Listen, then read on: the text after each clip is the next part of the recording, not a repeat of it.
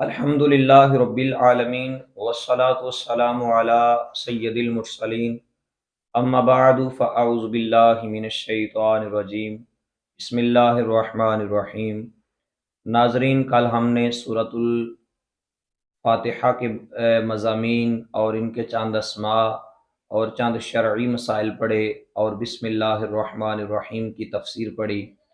آج باقاعدہ الحمدللہ ہم سورۃ الفاتحہ بما ترجمہ اور تفسیر کے ساتھ اس کے بارے میں آگاہی حاصل کریں گے۔ الحمدللہ رب العالمین، ترجمہ تمام تعریف اللہ تعالیٰ کے لیے جو تمام جہانوں کا پالنے والا ہے۔ حمد اور شکر کی تعریف۔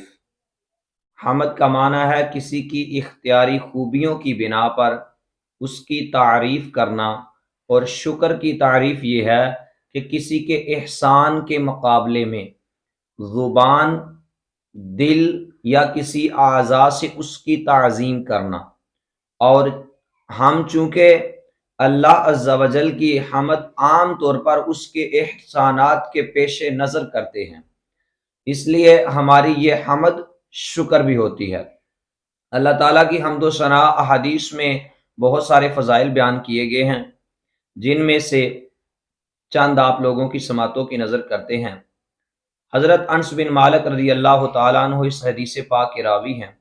آپ فرماتے ہیں آقا علیہ تحیت و ثنا نے ارشاد فرمایا، اللہ تعالیٰ بندے پر اس بات پر خوش ہوتا ہے کہ وہ کچھ کھائے تو اللہ تعالیٰ کی حمد کرے، کچھ پیے تو اللہ تعالیٰ کی حمد کرے، اور جب بندہ اللہ تعالیٰ کی حمد کرتا ہے تو اللہ تبارک و تعالیٰ اس بندے پر خوش ہوتا ہے۔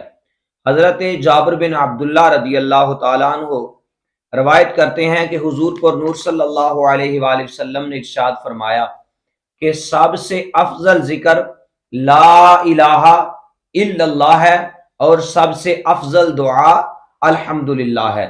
حضرت انس بن مالک رضی اللہ تعالیٰ عنہ دوسری حدیث پاک آپ روایت کرتے ہیں، حضور اقدس صلی اللہ علیہ وآلہ وسلم نے فرمایا، جب اللہ تعالیٰ اپنے بندے پر کوئی نعمت نازل فرماتا ہے، اللہ اپنے بندے پر کوئی نعمت نازل فرماتا ہے اور وہ نعمت ملنے پر بندہ الحمدللہ کہتا ہے، تو اللہ تعالیٰ کے نزدیک اس کی دی گئی نعمت سے زیادہ افضل ہے الحمدللہ کہنا۔ تو حمد کے متعلق شرعی حکم کیا ہے؟ خطبے میں حمد واجب ہے، کھانے کے بعد مستحب، چھینک آنے کے بعد سنت، حرام کام کے بعد حرام، اور بعض صورتوں میں کفر ہے۔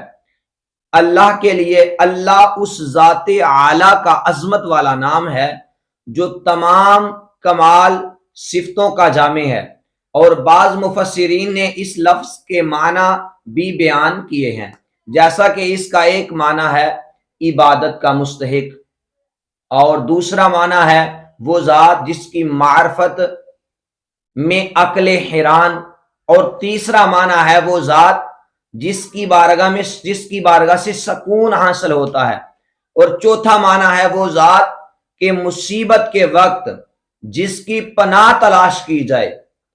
تو رب العالمین جو سارے جہان والوں کا مالک ہے، اور رب کے کئی معنی ہیں، جیسا کہ سید یہ بھی رب کا معنی ہے، مالک، معبود، ثابت، اور مرتبہ کمال درجہ تک پہنچانے والا۔ اللہ تعالیٰ کے علاوہ ہر موجودہ چیز کو عالم کہتے ہیں، اور اس کی تمام مخلوقات اس میں داخل ہیں۔ الرحمن الرحیم، ترجمہ بہت مہربان، رحمت والا۔ الرحمن بہت مہربان، رحمان اور رحیم اللہ تعالیٰ کے دو صفاتی نام ہیں۔ رحمان اور رحیم اللہ تعالیٰ کے دو صفاتی نام ہیں۔ رحمان کا معنی ہے نعمتیں عطا کرنے والا، نعمتیں عطا کرنے والی وہ ذات جو بہت زیادہ رحم فرمائے، اور رحیم کا معنی ہے بہت رحمت فرمانے والا۔ یاد رہے کہ حقیقی طور پر نعمت عطا فرمانے والی اللہ تعالیٰ کی ذات ہے، اور وہی تنہا ذات ہے جو اپنی رحمت کا بدلہ طلب نہیں فرماتی۔ ہر چھوٹی بڑی ظاہری باطنی جسمانی روحانی دنیاوی اخروی نعمت اللہ تعالیٰ ہی عطا فرماتا ہے۔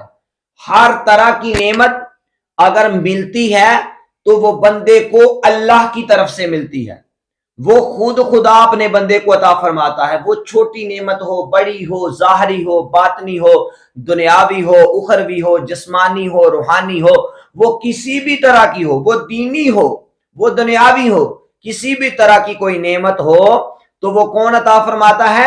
وہ اللہ تعالیٰ عطا فرماتا ہے۔ اور دنیا میں جس شخص تک جو نعمت پہنچتی ہے وہ اللہ کی رحمت سے ہی پہنچتی ہے، کیونکہ کسی کے دل میں رحم کا جذبہ پیدا کرنا، رحم کرنے پر قدرت دینا، نعمت کو وجود میں لانا اور دوسرے کا اس نعمت سے فائدہ اٹھانا اور فائدہ اٹھانے کے لیے اعضاء کی سلامتی عطا کرنا، یہ سب میرے رب کی طرف سے ہے، یہ سب اللہ تبارک و تعالیٰ کی طرف سے ہے۔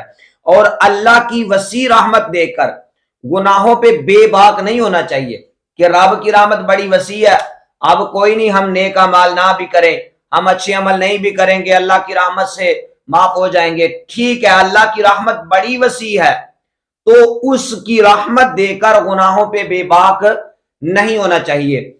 ابو عبداللہ محمد بن احمد قرطبی رحمت اللہ تعالی علیہ فرماتے ہیں، اللہ نے رب العالمین کے بعد اپنی دو اوصاف بیان کیے، رحمان اور رحیم۔ اس کی وجہ یہ ہے کہ اللہ تعالیٰ نے فرمایا کہ وہ میں رب العالمین بھی ہوں، تو اس سے جب بندہ کہتا ہے کہ وہ تمام جہانوں کا پالنے والا ہے، بندے کے دل میں خوف ہوتا ہے کہ اتنی عظیم اتنی بڑی ذات ہے، تو جب بندے کے دل میں خوف پیدا ہوا تو اس کے ساتھ ہی رب کعبہ نے خدا نے دو اپنی اوصاف، دو اپنی صفتیں رحمان اور رحیم ذکر کی، جن کے ضمن میں اللہ تعالیٰ کی اطاعت کرنے کی ترغیب ہے۔ یوں ہی ترغیب اور ترغیب دونوں کا بیان ہو گیا کہ بندہ اللہ تعالیٰ کی اطاعت کرنے کی طرف اچھی طرح راغب ہو اور اس کی نافرمانی کرنے سے رکنے کی خوب کوشش کرے۔ قرآن مجید میں اور مقامات پر اللہ تعالیٰ کی رحمت اور اس کے عذاب دونوں واضح طور پر ایک ساتھ ذکر کیے گئے۔ چنانچہ اللہ تعالیٰ نے فرمایا کہ نبی عبادی انی انا الغفور الرحیم وان عذابی هو العذاب العلیم۔ اللہ فرماتا ہے میرے بندوں کو خبر دو کہ بے شک میں بخشنے والا ہوں، مہربان ہوں۔ نبی عبادی انی انا الغفور الرحیم، فرمایا تم میرے بندوں کو خبر دے دو کہ بے شک میں ہی بخشنے والا ہوں اور میں اپنے بندوں پہ مہربان بھی بہت ہوں۔ ساتھ ہی فرمایا وَأَنَّ عَذَابِي هُوَ الْعَذَابُ الْعَلِيمُ، اور بے شک میرا عذاب دردناک عذاب ہے۔ دوسرے مقام پہ غافر الذنب وقابل التوب شدید العقاب ذی الطول لا الہ الا هو الیہ المصیر، اللہ فرماتا ہے گناہ بخشنے والا، توبہ قبول کرنے والا، سخت عذاب دینے والا، بڑے انعام عطا فرمانے والا، فرمایا میں ہوں، اس کے سوا کوئی معبود نہیں، اور ہم نے وَإِلَيْهِ الْمَصِيرُ، فرمایا ہم نے اسی کی طرف پھرنا ہے، ہم نے اسی کی طرف دوبارہ لوٹ کے جانا ہے۔ میرے بھائیو، نیز حضرت ابو ہریرہ رضی اللہ تعالی عنہ سے روایت ہے کہ رسول پاک علیہ تحیۃ والثناء نے ارشاد فرمایا اگر مومن جان لیتا کہ اللہ کے پاس کتنا عذاب ہے، اللہ کا عذاب کتنا دردناک عذاب ہے، اگر مومن یہ چیز جان لیتا اس بات کو تو کوئی بھی جنت کی امید نہ رکھتا، اور اگر کافر جان لیتا کہ اللہ تعالیٰ کے پاس کتنی رحمت ہے، اس کی رحمت کتنی وسیع ہے، کتنا وہ مہربان ہے، تو اس کی جنت سے نا امید نہ ہوتا۔ یعنی کافر اگر اللہ کی رحمت جان لیتا تو وہ بھی اللہ کی رحمت سے نا امید نہ ہوتا، وہ بھی جنت کی امید رکھتا۔ اور اگر ایک مومن جان لیتا کہ اللہ رب العزت کا عذاب کتنا دردناک عذاب ہے تو وہ جنت کی امید ہی چھوڑ دیتا۔ لہٰذا ہر مسلمان کو چاہیے کہ وہ امید اور خوف دونوں کے درمیان رہے، دونوں کے درمیان رہے، اور اللہ تعالیٰ کی رحمت کی وسعت دیکھ کر گناہوں پر بے باک نہ ہو، اور نہ ہی اللہ تعالیٰ کے عذاب کی شدت دیکھ کر اس کی رحمت سے مایوس ہو۔ کسی کو رحمان اور رحیم کہنے کے بارے میں شرعی حکم کیا ہے؟ اللہ تعالیٰ کے علاوہ کسی کو رحمان کہنا جائز نہیں ہے، یعنی آپ کسی کا نام ہے عبد الرحمان، آپ اس کو رحمان نہیں اکیلا کہہ سکتے، اکیلا رحمان صرف وہی ذات ہے، آپ اس کو عبد الرحمان کہیں گے، رحمان کا بندہ۔ تو اس طرح رحیم کہا جا سکتا ہے، جیسا کہ قرآن مجید میں ایک آیت مقدسہ ہے کہ اللہ تعالیٰ نے اپنے محبوب کو فرمایا کہ لَقَدْ جَاءَكُمْ رَسُولٌ مِّنْ أَنفُسِكُمْ عَزِيزٌ عَلَيْهِ مَا عَنِتُّمْ حَرِيصٌ عَلَيْكُمْ بِالْمُؤْمِنِينَ رَءُوفٌ رَحِيمٌ۔ اللہ فرماتا بے شک تمہارے پاس میں سے وہ عظیم رسول تشریف لائے جن پر تمہارا مشقت میں پڑنا بہت باری گزرتا ہے، اور وہ تمہارے بلائی کے نہایت چاہنے والے ہیں، مسلمانوں پر بہت مہربان ہیں۔ اگلی آیت مالک یوم الدین، جزا کے دن کا مالک ہے، ترجمہ روزے جزا کا مالک ہے۔ جزا کے دن سے مراد مفسرین اکرام فرماتے ہیں قیامت کا دن ہے، کہ اس دن نیک اعمال کرنے والے مسلمان کو ثواب ملے گا، گناہگاروں اور کافروں کو سزا ملے گی، جبکہ مالک اس کو کہتے ہیں جو اپنی ملکیت میں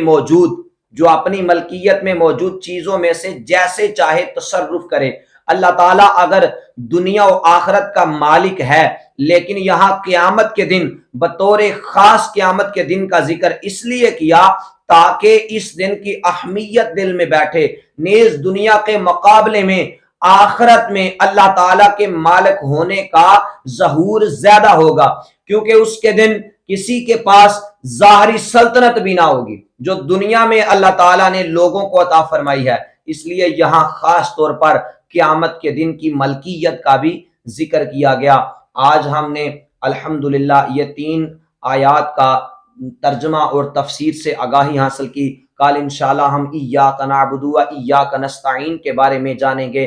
تو میرے بھائیو، دین کے کام میں زیادہ سے زیادہ حصہ لیا کریں، دین کے کام میں پہل کریں، نیکی میں پہل کریں، بلائی ذہن میں رکھیں، اپنے دل میں بلائی رکھیں۔ جب اللہ تعالیٰ کسی سے بلائی کا ارادہ فرماتا ہے تو میرا اللہ اس سے نیک کام، اچھے کام کی ترغیب دے دیتا ہے، اللہ اس سے اچھے کام لیتا ہے۔ تو کل انشاءاللہ ہم اگلی آیت کی تفسیر پڑھیں گے، سورۃ الفاتحہ کی تفسیر کے بارے میں یہ ہمارا پروگرام چل رہا ہے۔ تو تمام دوست اس ویڈیو کو دیکھیں بھی، آگے بھی شیئر کریں، اپنے دوستوں تک پہنچائیں، اور اللہ تعالیٰ کی بارگاہ میں دعا ہے کہ سب سے بڑھ کر میرا عظیم مالک آپ کو اور مجھ کو بھی سمجھنے کا فہم عطا فرمائے۔ وآخر دعوایا ان الحمدللہ۔